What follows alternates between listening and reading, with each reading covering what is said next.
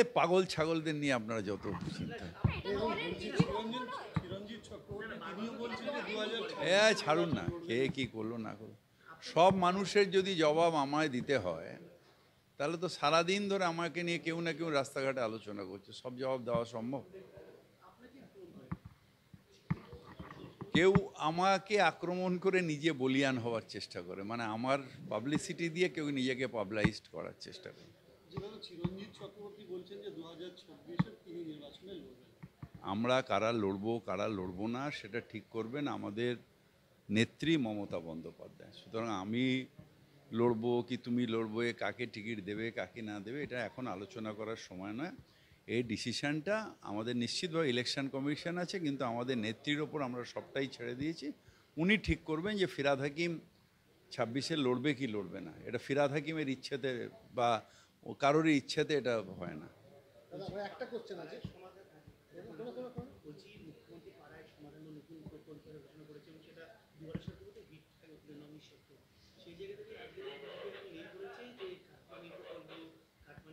এগুলো পুরনো রেকর্ড বাজি কেটে গেছে, রেকর্ড একই রেকর্ড ঘুরে ঘুরে ঘুরে ঘুরে আসছে, এটাতে কিছু হবে না। নতুন কিছু ভাববার চেষ্টা, মুখ্যমন্ত্রী যেরকম ভেবেছে যে কী বলে ওটাকে বুথের সমাধান, মানে বুথে পাড়ায় সমাধান, এরকম নতুন কিছু ভাববে। ওই একই রেকর্ড বাজাতে বাজাতে তো হেরে গেছে। ওই আমার নামে ওরম বলেছে, বলে আমার দিনকে দিন প্রত্যেকটা ইলেকশনে বাড়ছে।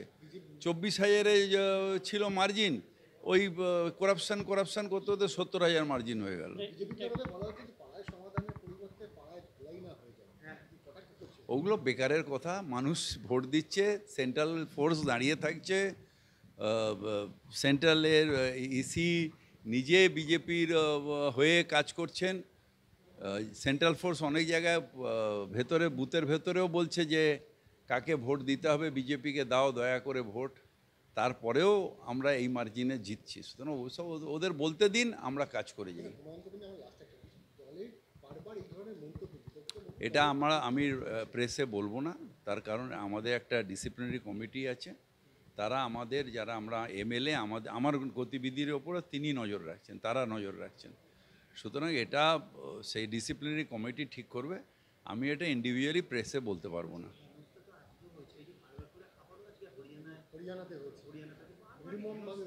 আমরা নাপছি বাঙালির স্বার্থে, বাংলার স্বার্থে, বাংলা ভাষার সম্মানের স্বার্থে আমরা লড়াই করে যাব এবং লড়াই আমাদের চলবে। এই লড়াই মোদি মানে আমাদের মোদি বলছি, বিজেপি বুঝতেই পারছে না যে এই লড়াইটা কত বড় লড়াই হবে।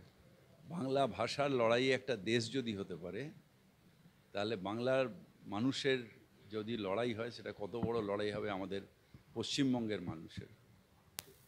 কারণ শিলচরেও আপনি জানবেন যে এই বাংলার ভাষার লড়াইয়ের স্বার্থে কিন্তু শিলচরেও প্রাণ দিয়েছিল যুবকরা।